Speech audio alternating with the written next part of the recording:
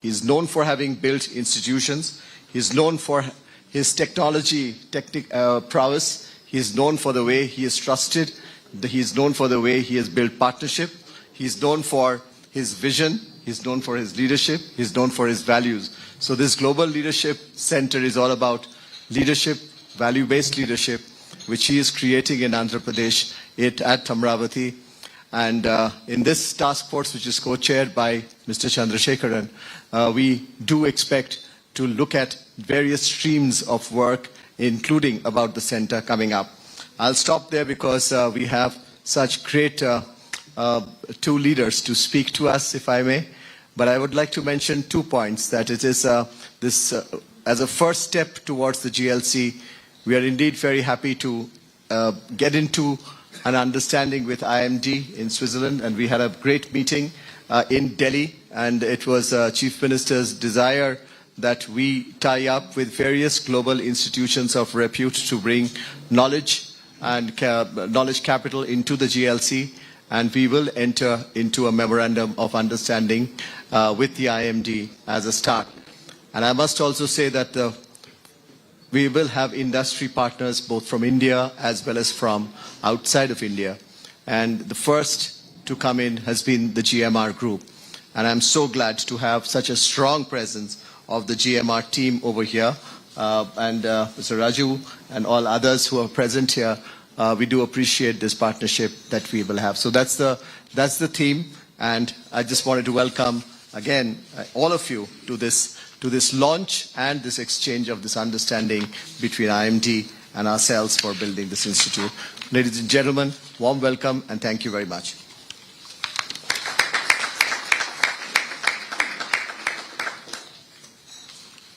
I'd really request now some of our partners. First, of course, our main partner here with whom we are signing, David Back, or the president of the IMD Business School, to make a couple of remarks, please. Thank you so much. Thank you very much, Honorable Chief Minister, distinguished guest. As president of IMD, it's my distinct pleasure, my honor, to join you this morning to congratulate you on this important moment, the launch of this transformational center. IMD is a business school based in Switzerland with deep Swiss roots, but we work globally. And our mission, our purpose is to transform leaders and organizations for a more prosperous, sustainable, and inclusive world. And that mission, that purpose compels us to be present in the most economically dynamic regions of the world. And of course, that means India. You kindly referenced our meeting in Delhi just a few weeks ago. I was fortunate to attend the CII Global Economic Policy Forum, and I was just so inspired by the energy, the passion, the commitment, the momentum. And I don't have to tell you that what is happening in India, the momentum, the positivity, is in stark contrast to many other parts of the world. So we're excited to partner with you to explore how we can support and accelerate the development of responsible, future-oriented leaders all across India, and of course, particularly in Andhra Pradesh. And this is something that is important to us as an institution. We have long-standing relationships with India. I was delighted to see my friend CTL here this morning. We worked together on a program for the Mahindra Group a while back. But it is also something that is personally important to me. I've been visiting your beautiful country for over 3 decades. It's changed dramatically during this period. I don't have to tell you this. But I've always been inspired that this rapid change, this transformation, has gone hand in hand with a deep commitment to your roots, to your civilization, to your traditions, to your values. And we're delighted to work with you, learn with you, partner with you, and move forward together to achieving that goal of a more prosperous, sustainable, and inclusive world. Thank you very much for the opportunity to collaborate with you. Thank you very much, David. And it was, as I mentioned, indeed great opportunity for us to have this partnership with many Indian companies. And the first that came up was GMR. It was again Mr. GM Rao's immediate reaction of wanting to collaborate, wanting to partner, wanting to give his make his resources available. So within that context, I also request Mr. GBS Raju, who is present, the chairman of the GMR Airports, to also make a few remarks, please.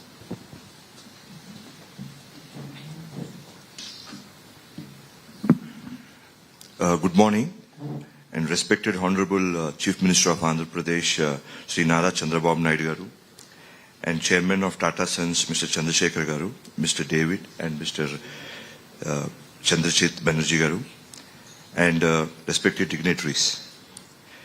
I'd like to appreciate our Honorable Chief Minister Chandrababu Naidu garu for his visionary leadership in establishing this Global Leadership Capability Center with tie-up with IMD Switzerland. As Chandrababu Naidu garu has always been a forward-thinking leader, and this initiative is yet another testament to his commitment to making Andhra Pradesh a global hub for leadership, innovation, and excellence. By setting up this Global Leadership Center, it reinforces Amaravati as a world-class knowledge and talent hub, attracting the best minds from across the world and India.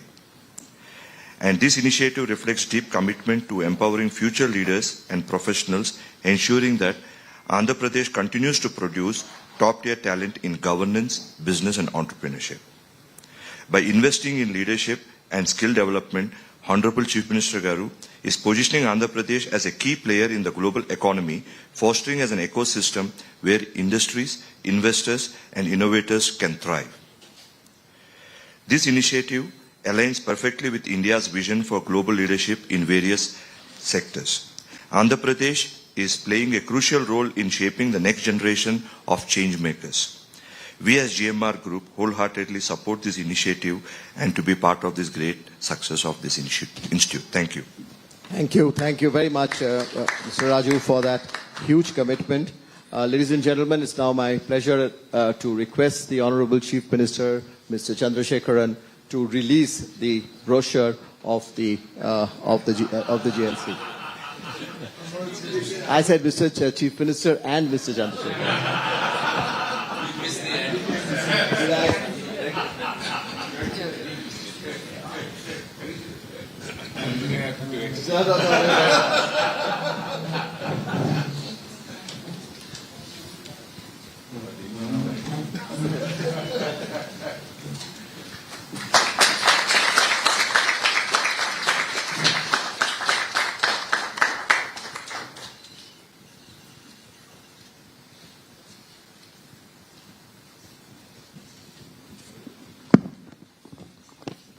Now, may we request for the film, a short film on this institute.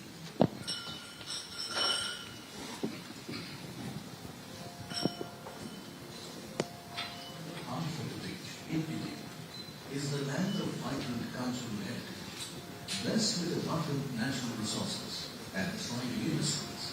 It holds immense potential to drive India's economic growth of the future. Guided by the vision of Honorable Chief Minister of Andhra Pradesh, Mr. N. Chandrababu Naidu, the Federation of Indian Industry, in partnership with the state government, has formed a task force on economic development for Swarna Andhra Pradesh at 2047. Chaired by the Honorable Chief Minister and co-chaired by Mr. N. Chandrasekhar, Executive Chairman of Tata Sons, the task force is crafting a blueprint to accelerate the state's economic growth. Amaravati will make hub for all this knowledge economy, public policy creation, everything. We are having 2-3 advantages. One is information technology with the backbone for knowledge economy. Second one, demographic dividend. Third one, youngsters, because youngsters are entrepreneurs. As part of this initiative, CII, in partnership with the Andhra Pradesh government, is establishing the CII Center for Global Leadership on Competitiveness, or GLC, in Amaravati, the state's capital. The center's vision is to develop globally competent leaders, driving innovation, sustainability, and excellence across industries. Its mission is to transform India's leadership landscape through education, skill development, advisory services, and strategic global partnerships by transformative trade programs, building on cutting-edge topics, global and industry collaborations. Key focus areas of the center include advisory services, global best practices. CII and the Government of Andhra Pradesh invite international institutions and organizations to engage, participate, and collaborate with the Center for Global Leadership on competitiveness in shaping future leaders to drive global innovation and excellence.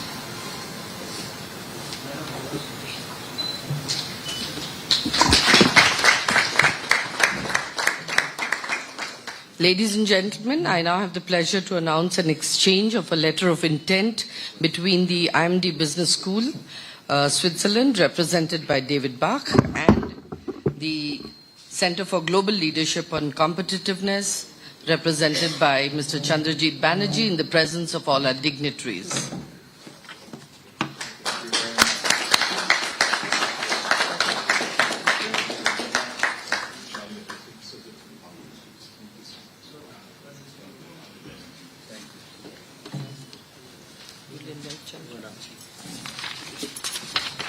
And now I have the pleasure to request Mr. N. Chandrasekharan, Executive Chairman, Tata Sons, and Co-Chair Task Force on Economic Development for Swarn, Andhra Pradesh at 2047 for his keynote address.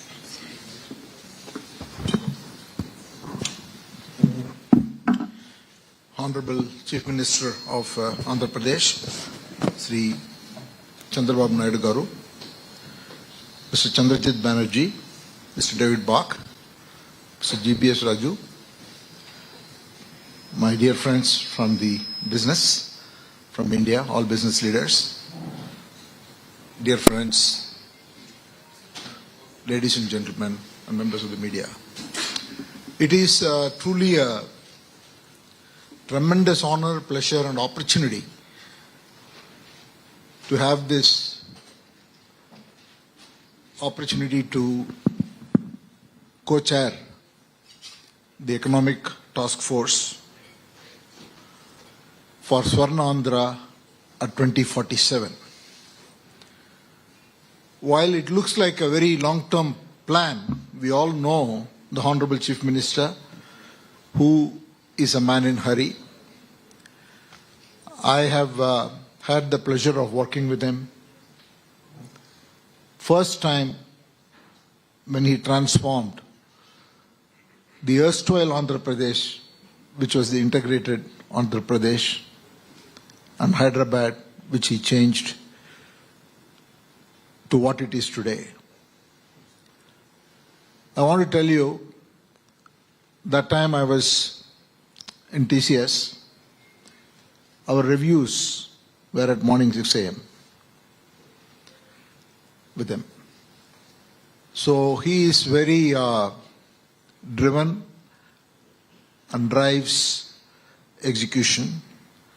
So while we will be developing this plan for 2047, this plan will have immediate actions for near-term progress and systematically go towards a long-term vision of 2047.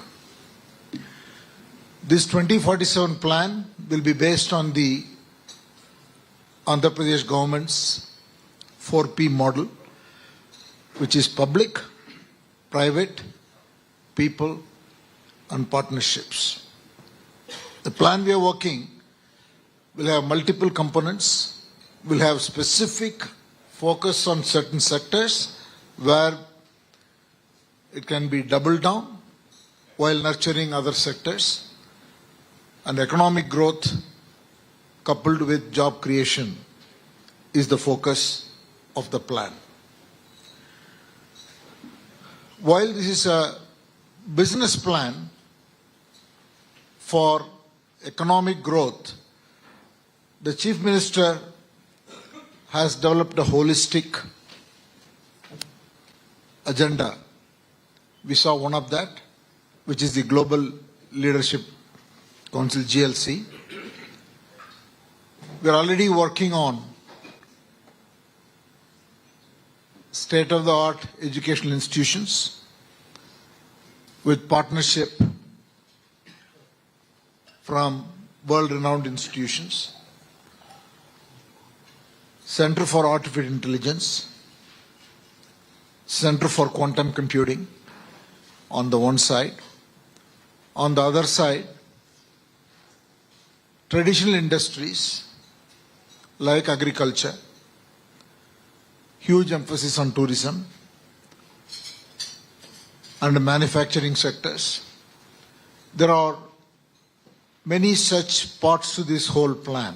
One is human resources development, another one is leadership development, economic development on verticals, and the last but not the least is the whole vision about creating entrepreneurship. How do you make entrepreneurship at scale is one of the questions that he has posed, and we are trying to incorporate that into the plan. So it's going to be a holistic plan, and we are excited, Chief Minister, for the opportunity to play a part, and we hope we will have a very robust plan, and with your execution focus, this will get driven to make an impact in short term. I also want to congratulate CII, because CII is an integral part and the force behind development of this plan. And today, my congratulations to CII and IMD, David Bach, for this signing of this agreement. Thank you all very much. Ladies and gentlemen, I now have the proud privilege to invite our chief guest for today, Mr. N. Chandrababu Naidu, Honorable Chief Minister of Andhra Pradesh, to address us. Sir.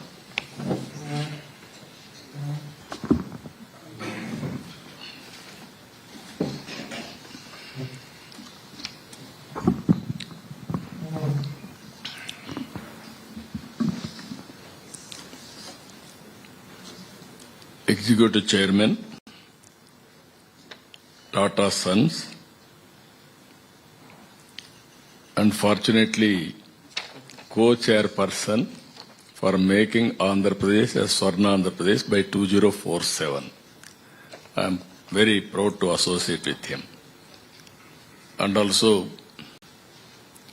most respectable also for doing ethical business.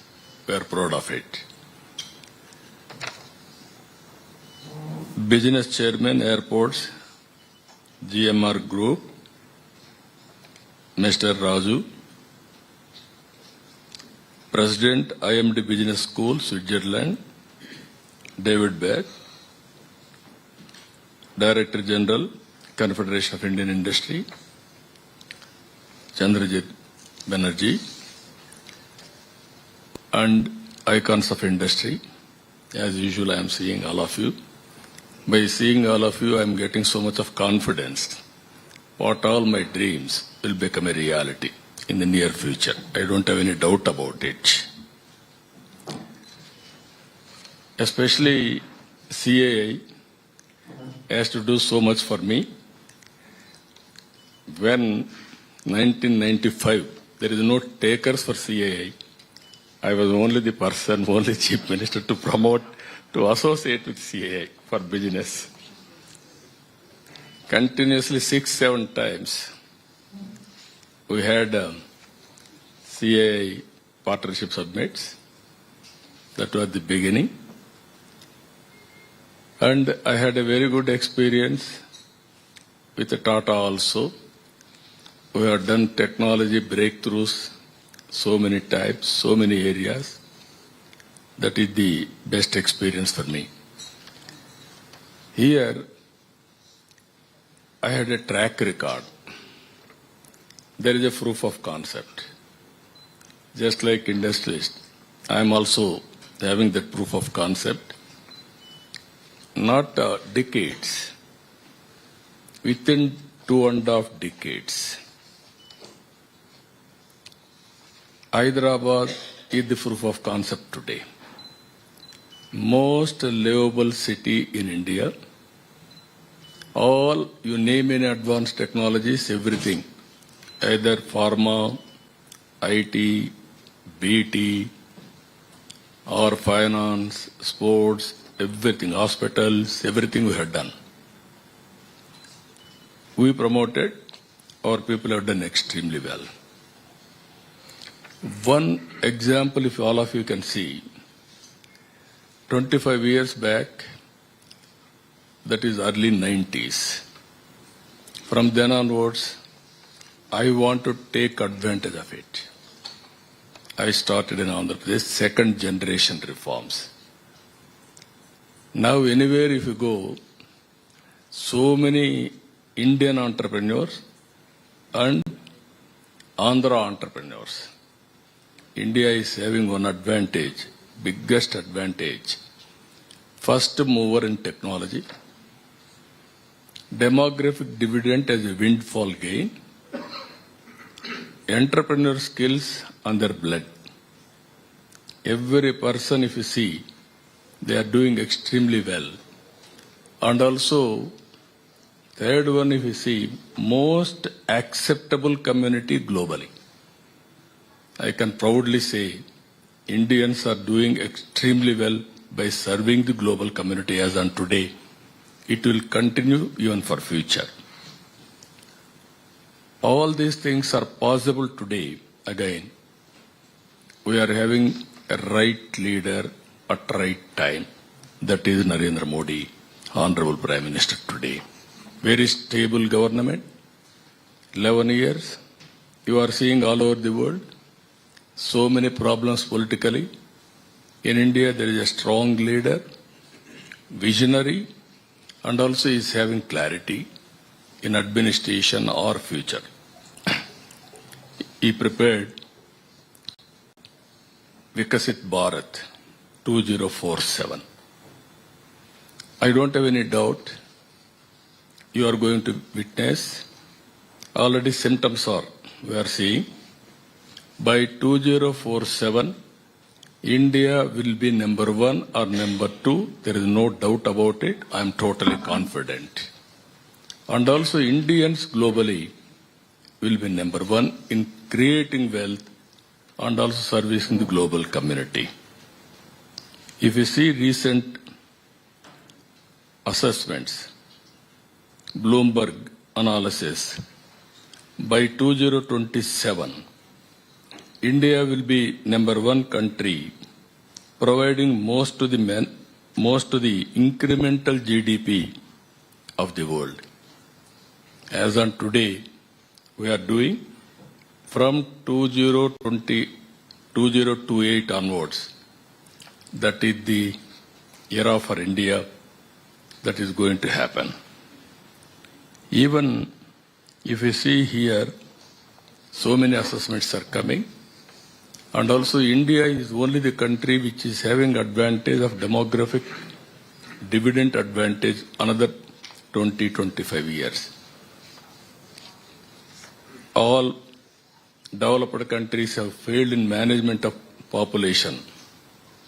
India, if we can manage, we can do service to the community globally. That will be a big contribution for the global survival itself. That is how it is going to happen. In this context, I have seen Telugu community. More than 100 countries, Telugu community and Indians are there. Never I expected this type of growth within a short time of a very reasonable time. Then I thought, originally in 1995, I used to take entrepreneurs, 20, 30 or 40 with their expenditure, they used to come along with me. I used to go to different countries. Then I used to introduce our entrepreneurs to their local entrepreneurs, even GMR, here everybody is here, even Greenco, everybody. I used to introduce them. Then they used to discuss and start business. how to operate everything. I am very proudly say, I am only the person who is coming regularly for Davos to meet all of you and learn every time what is the new developments, how to move in the direction. This is one ambition we are having. Global Leadership Center. I am using not an institution. I wanted to bring all global institutions to prepare global leaders for tomorrow, challenges how to face. That is very, very important. So, lot of opportunities. Technology is maturing. Now artificial intelligence, quantum computing, real-time data collection, historical data. We can take real-time decisions, right decisions.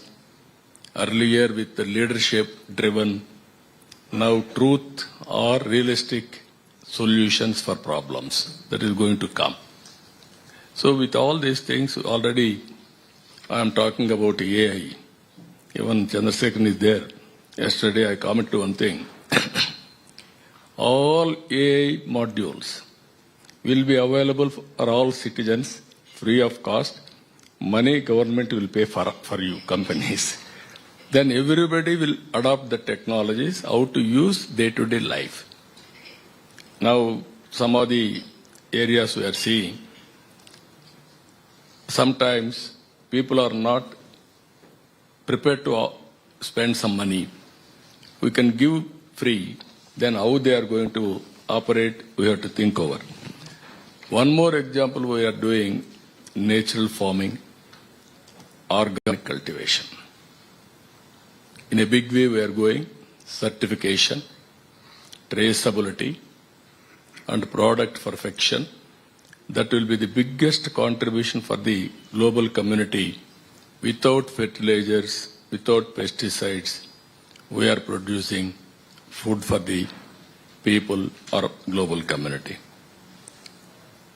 This is what I wanted to impress upon you. As on today we are saying, Indians are earning highest per capita income globally. It may be America, it may be Australia, it may be Europe, everywhere. The reason is all these things are happening within 20 years' time or 25 years' time. They are very hardworking, reliable, and also enterprising. They are doing extremely well. In this context, we wanted to start this institute. I am very happy. Today is one more milestone for future, how to build. 25 years IT and ISB and so many institutions. Now latest institutions we want to network and we want to take next level of entrepreneurs development.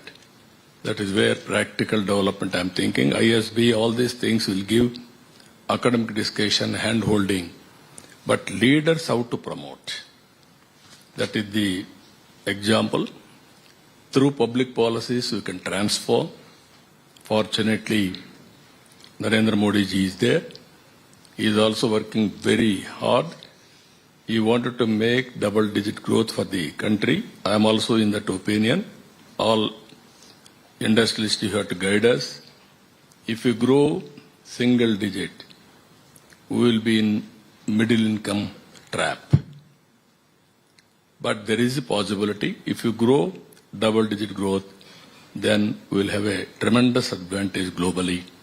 That is where not only one sector, even green energy, we will be the leader. Even tomorrow, deep technologies, in all walks of, we will be the leader. Even food, we will be the leader. Like that core industries anyway, steel, cement, all these things will come, and infrastructure also we can develop. With this, I am very happy to associate all of you. Again, I am seeing so many friends. I am getting so much of confidence. I wish all the best It is a win-win situation. We have to repay to the society.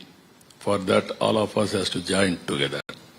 As Chandrasekharan has rightly mentioned, originally we used to work PPP model. P3 I can say. Public-private partnership. Either infrastructure, power or industry or education, everything. Now I am saying P4 model. Public, private, people partnership. It is everybody's responsibility. Society is giving everything for us. We are all here because of society. There is poverty. There are inequalities between haves and have-nots. It is growing. But ultimately, people as capital. Zero poverty is the goal. How to reduce inequalities continuously. It is the responsibility of everyone. As policymakers, my responsibility.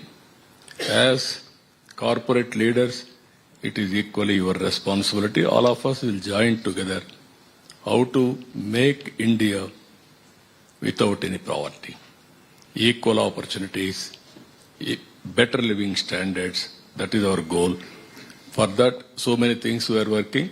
That is where I requested Chandrasekharan ji, not only giving ideas, and also real time you have to correct it if necessary, and audit what we have done. Where are lapses, just like companies, I want to go in that direction. Finally, I want to achieve our goal. With this, I am thanking all of you. Wonderful time, IMD. Now I am expecting a lot from you to bring all knowledge globally and train our people continuously. Thank you. Very nice of you. I wish all.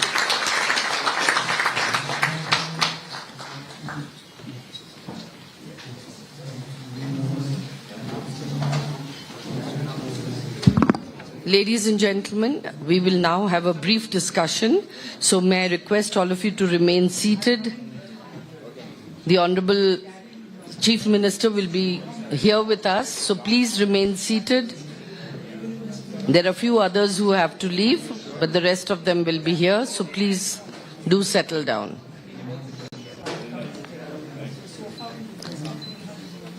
Pathway to India's green industrialization, from green hydrogen to green manufacturing. A brief discussion organized by the ENY and the Confederation of Indian Industry. Please remain seated.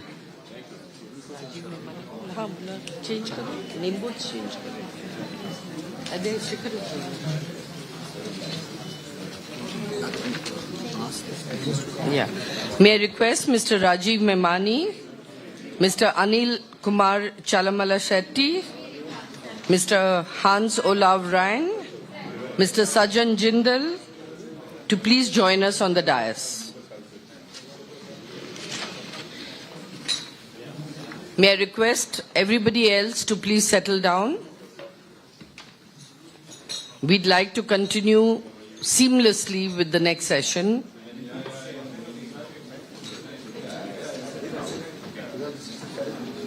I suggest you go from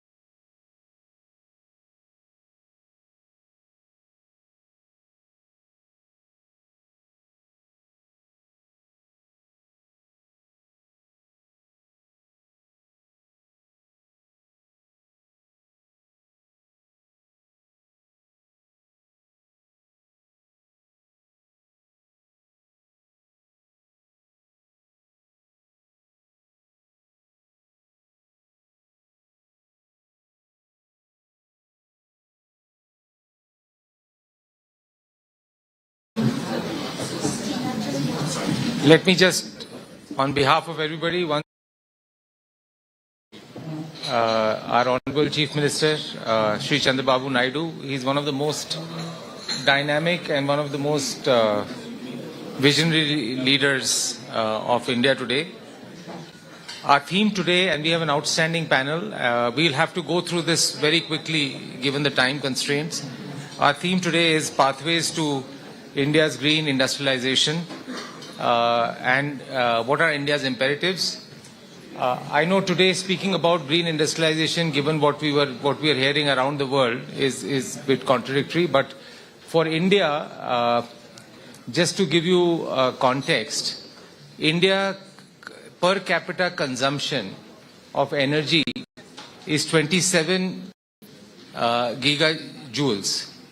And if India was to achieve its aspiration, which is 1/8 per capita consumption of the world, if India has to achieve its aspiration of growth by 2047 and increase the per capita income by 5 or 6 times, India's total energy consumption would be 370 billion gigajoules. India imports 40% of their energy, and because of that, for India, green energy is not only a necessity, but without it, I don't think we will be able to achieve our growth aspirations. And green energy leading to green hydrogen and leading to green manufacturing. We have a really outstanding panel, and I know we are running behind time. Therefore, I'll not make any further comments on this, but what I'll do is I will request some of our panelists to speak, and then request our Honorable Chief Minister. Can I start with requesting Mr. Sajan Jindal, who, as we all know, is the chairman of JSW Steel. They're doing some seminal work on green steel, and also JSW Energy, where they're doing both renewable, pump hydro, and everything else. So, Sajanji, it would be great to share your insights in terms of what you're doing. Thank you, Rajiv. Honorable Chief Minister, Shri Chandrababu Naidu Garu, my other panelist friends, ladies and gentlemen, good morning. I know it's very early in the morning here in Davos. We Indians are not used to this kind of very early at 7 o'clock to start working, but in Europe, I guess it is quite standard. Talking about green energy, I think this is the buzzword. I mean, we are seeing the climate change that is happening globally because of overuse of fossil fuel, because the whole world is developing and the consumption, the population is growing globally, and the use of fossil fuel is increasing, whether it is in automobiles or whether it is power generation, power consumption. As we tend to become more affluent, we try to consume more energy, and therefore we burn more fossil fuel. So therefore, green energy is very important in all aspects of life. But I have a very strong belief that economics play the most important role. As long as we can make green energy economically viable, cheaper than the conventional energy, only then we will see the real use of green energy at mass scale. We can go on speaking about it, we can go on talking about it, dreaming about it, that the whole world will go fossil fuel free. It won't happen, because as long as the economics don't drive it. But the good news is that the technological development that is happening globally in any industry, that the renewable energy is becoming more and more economical, is becoming global scale, and technology development is happening, which is bringing the renewable energy, the green energy within the grasp of common man, which is becoming at par with the fossil fuel-based energy. So two things are happening. The fossil fuel-based energy costs are going up, and renewable energy costs are coming down. So, and that is true even in other industries. We are now all talking about making molecules using green energy, whether green ammonia or green hydrogen. All those things are now taking shape, and as it gets scaled up, we will see more and more green energy being used in industries as well. In the mobility, the electric cars, electric trucks, electric buses are becoming the future, is becoming reality. We can see a lot more green electric cars happening, battery operated, as well as now the new one is the hydrogen operated. Though I still believe hydrogen is some time away. There is a lot of development happening on the hydrogen front. But the battery side is really happening, and I'm very optimistic about the electric cars and the electric buses, which will be operated by the batteries. So I see a lot of a future for green. We at JSW are really taking this in a very big way, both in renewable energy. In our JSW Energy, we are building large green energy platform. Also in our electric mobility, we are taking large steps to build electric cars, electric trucks, electric buses. And finally, in our steel, which is our mainstay, we are setting up a experimental 4 million ton green steel plant in Maharashtra, which will use hydrogen as the feedstock and will be making green steel. So I'll stop here as we have a big panel which is going to deliberate on the green hydrogen, and Honorable Chief Minister, we would all like to hear his vision on the green energy for the state of Andhra Pradesh, as well as for the whole country and also for the whole world, because Mr. Chandrababu Naidu, as we all know, is a visionary. He is not only Chief Minister of the state, but he is the driver of the whole economy, whole country, as well as the whole world, because as we know, a lot of people from Andhra Pradesh is today driving the world's largest corporations. So I will stop here, and thank you very much once again. Thank you so much, Sajjanji. I also must mention that since the Honorable Chief Minister is here, Andhra was the first one, and I must congratulate him, to set up the first green hydrogen hub in the country, and that's a big catalyst. Can I now request Hans, if you can make some quick remarks? Hans is the CEO of Yara Clean Ammonia, Norway. Thank you very much, Honorable Chief Minister, dear guest. Thank you very much. I'm really honored to be part of you this morning. I would just like to present you Yara Clean Ammonia first. We are the largest carrier of ammonia today. We represent roughly 20% of every ton of ammonia which is transported in the world. Just to give you an idea of our company. And we are represented around the world globally, and we are also present in India, where we have a plant producing urea and ammonia today. But grey. As you say, we are already implementing concrete measures to scale up, also in the renewable, in the low carbon area within ammonia.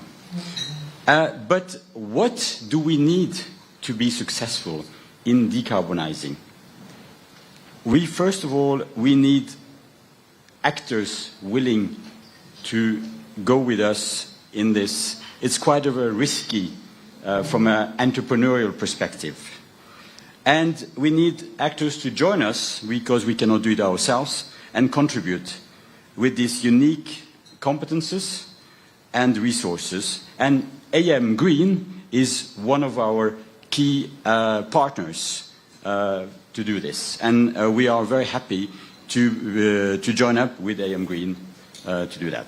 Secondly, we need brave politicians, as we have here today, who can promote entrepreneurship and create stable and predictable framework. And most of all, we need incentives for low carbon products. This is really key, and this is probably the biggest hurdle today to scale up, and I'll come back to that. But before that, why India and why Andhra Pradesh? Well, first of all, you have competitive renewable energy.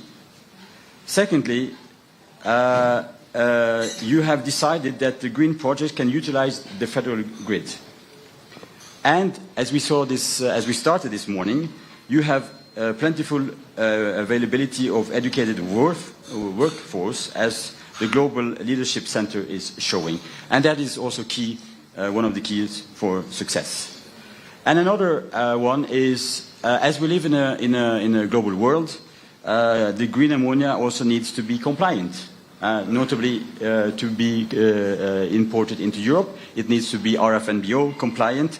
And the state of Andhra Pradesh I'm certain they will provide this in the future.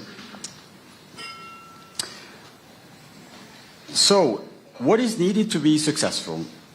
As I said, collaborative efforts along the value chain. Within the production, we will do that with AM Green, because of the availability of renewable energy, as I said. And then it's also infrastructure is needed. Infrastructure is needed to bring this green ammonia, around the world. And in Yara Clean Ammonia, we already have an infrastructure. We have ships. As I said, we are the largest shipper today.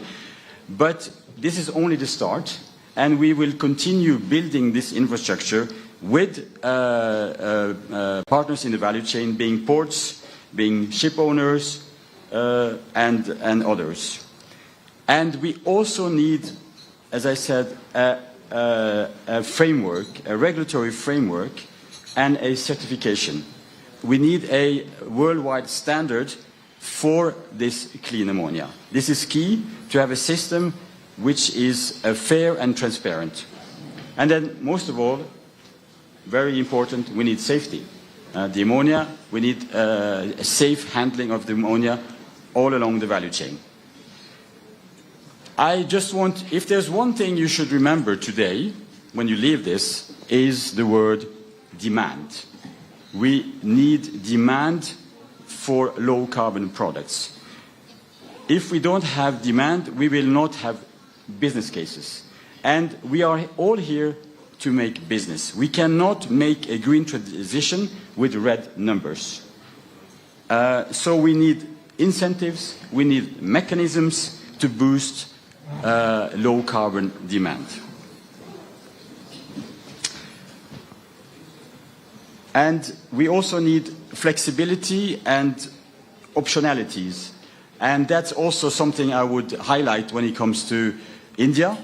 The flexibility is, for example, that you can use the green renewable energy when the ammonia prices at a certain stage is not competitive, then you can bring the energy back into the grid. That is a flexibility which is important. And another one is about using the hydropower so that you can pump it back and create a stable production for the electrolyzers, which is important. So that's some of the things I wanted to highlight. And I really want to thank you for inviting us and creating this opportunity for us to continue working together. And I'm really looking forward to continue the close relationship we have with AM Green and the Indians. And I'm looking forward to build together this future together with you. So thank you very much, everybody. And I wish you a very good WEF and a good conference. Thank you so much, Hans. Thank you for your insightful comments. Thank you for your commitment to India and to Andhra. Thank you very much. Yeah. Okay. I will now request our Honorable Chief Minister, he will say, I think, the Honorable Chief Minister to make his remarks, please. Thanks.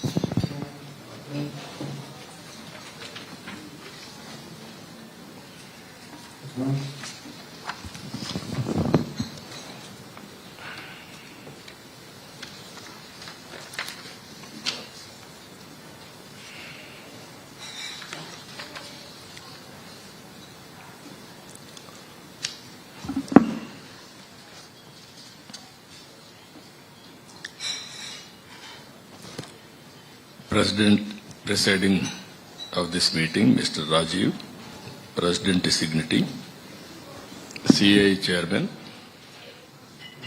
and CEO, Ernst & Young India,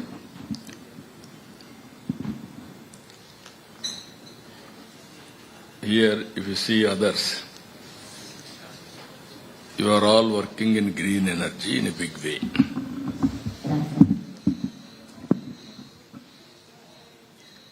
I am having as a policy maker, you are all leaders in corporate. As a policy maker, I had a very good experience on power energy sector itself.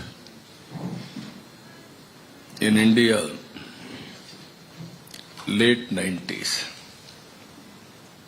we had a power cuts, serious shortage of power.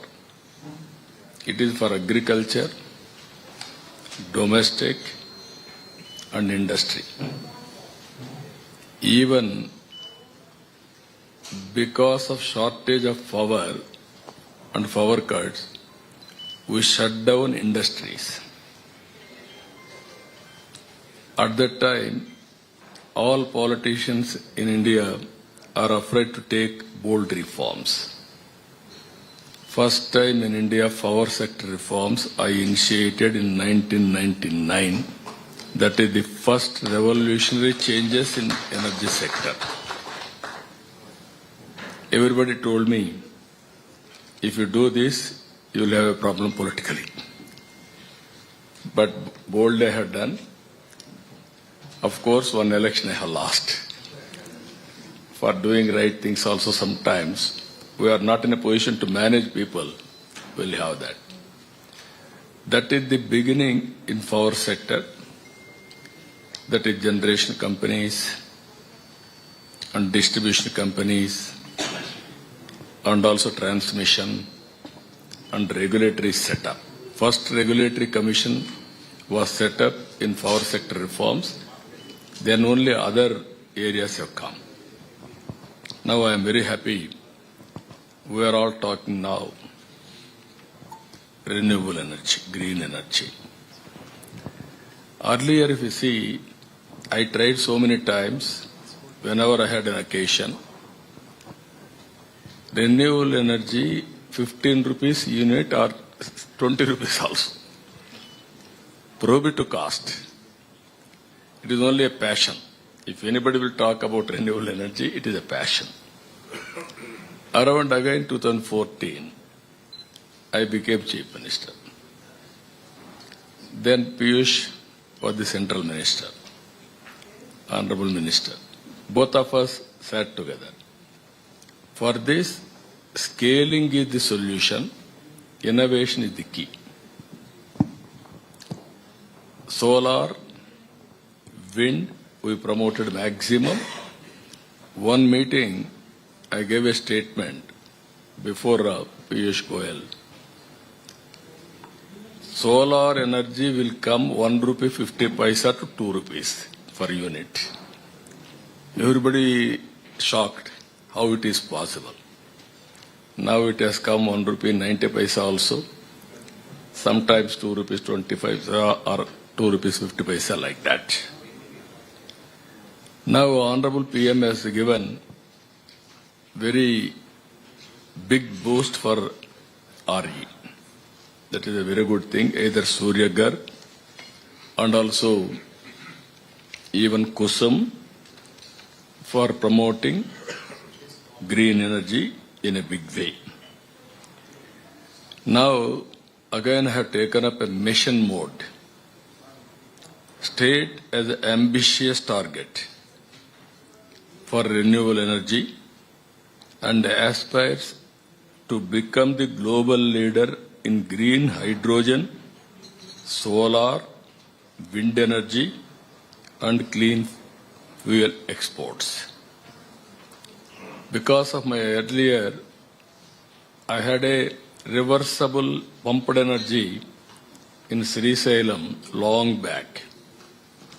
When Greenco Anil came to me, I wanted to go for pumped energy.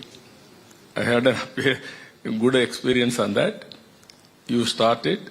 I'm fully in in touch with you, and then we'll do it. It is possible.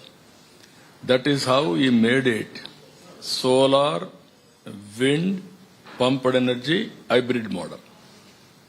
Now it is a success story now. Now he is going for green energy, green hydrogen. Even I am very happy. Even next to him, they are having tie-up also. Now another 2 years, I think, he is going to produce products next year. Now already site is ready, energy is ready, green energy is ready. Only conversion is the issue, that's all. Here, if you can see here, we are having a very, very big plan. $115 billion investment in fuel sector alone. This is 500 megawatts renewable energy, 5 MMT green hydrogen by 2030. Even this will contribute 30% of national target. That is what we are aiming. I am 100% confident. Recently PM has come. He inaugurated one project in Visakhapatnam, green hydrogen project. NTPC and also GENCO, Government of Andhra Pradesh, joint venture. Nearly they are going to spend around $21 billion. So that project we have laid foundation. Next project is his. Even Jindalji is here, JSW. We are very happy. We are working with him. And Reliance also biofuel. They are investing 65,000 crores. Andhra Pradesh is going to become hub for green energy, green hydrogen, and also many things. What I wanted to impress upon you, this is the future. Not only temperature levels, all these things, that is one angle. But technology always will mature. Originally, power means only hydel, then thermal, then gas, then oil, these vehicles, only oil, petrol or diesel. Even India has done economic reforms because of shortage of fuel at that time. There is no money, there is no exchange reserves to buy petrol and diesel. That is where in 1991 forced economic reforms for us, but it has benefited in a big way. That is how things are happening. Now I wanted to tell you, all of you, we are total top 10 principles I have kept. One is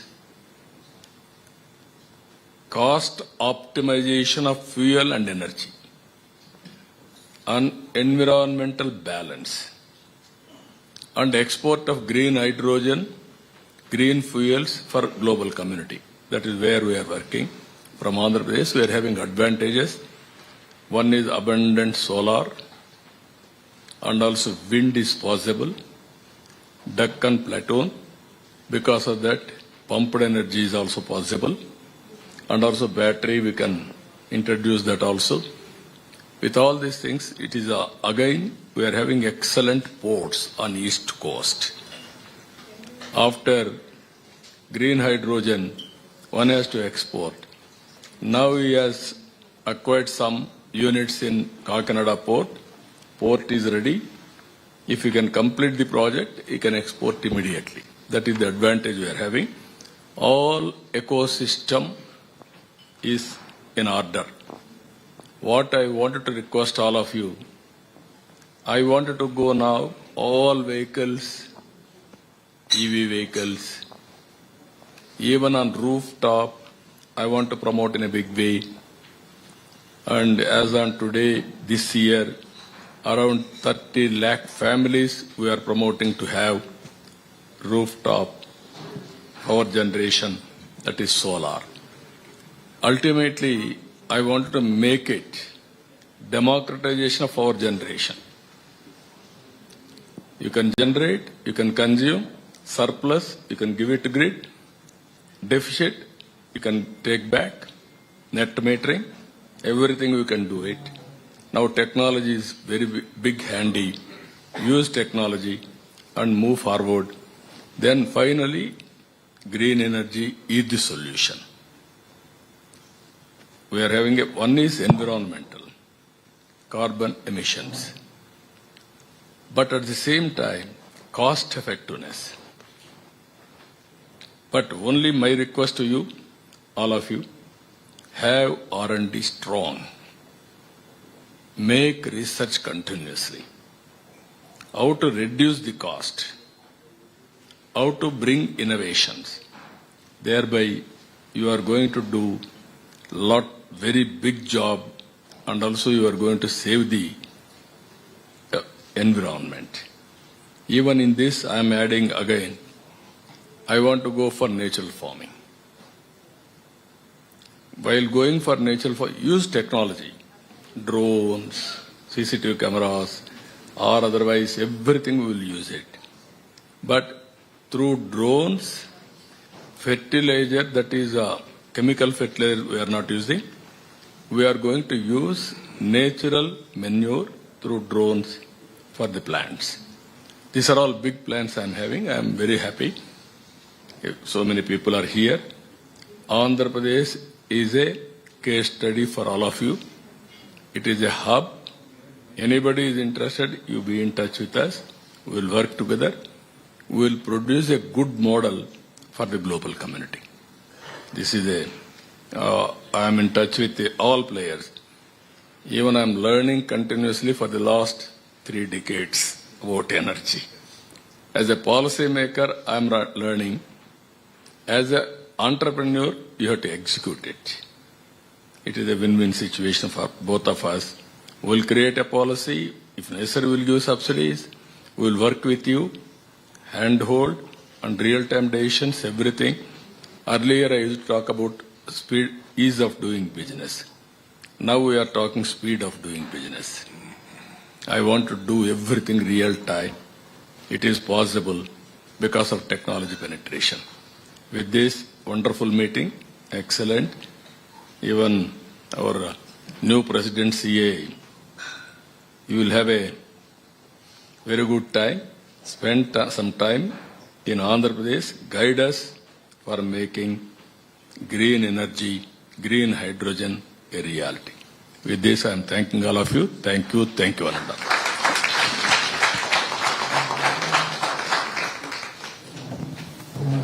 Thank you very much, Honorable Chief Minister, for your passionate, insightful, and outstanding comments. I think it's really inspiring what is happening in Andhra and what you're leading as a policy maker.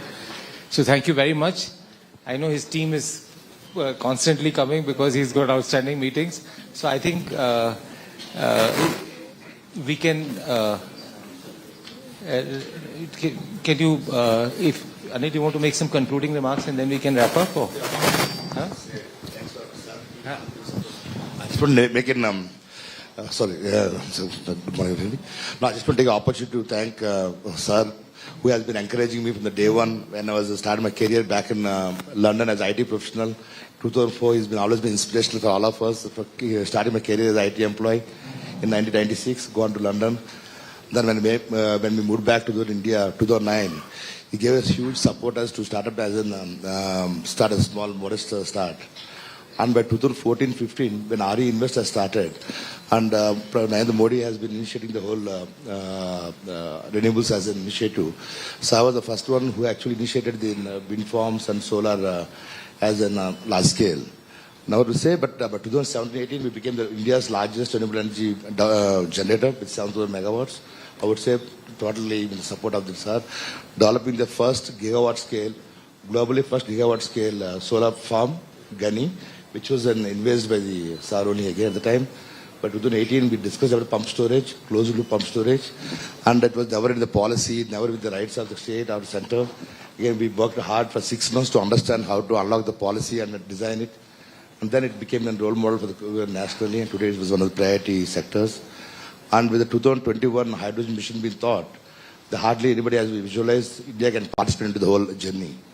And as soon as he has taken the chair, within 6 months he has released an integrated clean energy policy, which has been covering right from the renewable energy manufacturing toward electrolyzer manufacturing, hydrogen generation toward hydrogen derivatives, biofuels towards SAF, and biogas towards derivatives. There's an amazing policy which has captured the whole end-to-end, which the whole globe is looking for.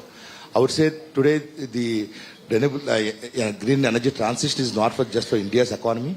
We, India, in today's global economy, where our positioning has been placed, it's a great opportunity. I would say it's in global economy is $100 trillion. Out of that, $13 trillion is energy basket, $11 trillion is molecule market, while only $2 trillion is a localized electron market. Today, we converting these green electrons towards the molecules as a great opportunity for us to play in the $11 trillion market globally.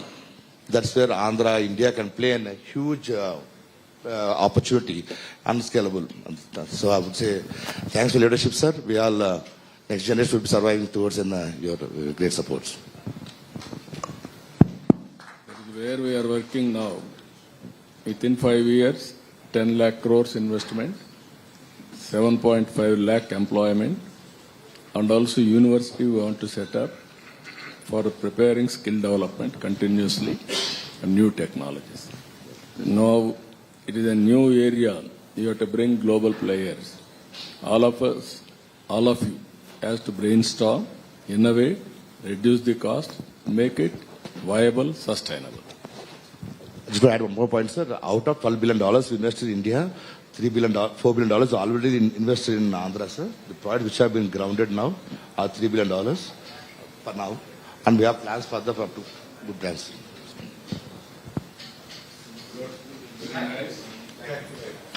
Thank you so much.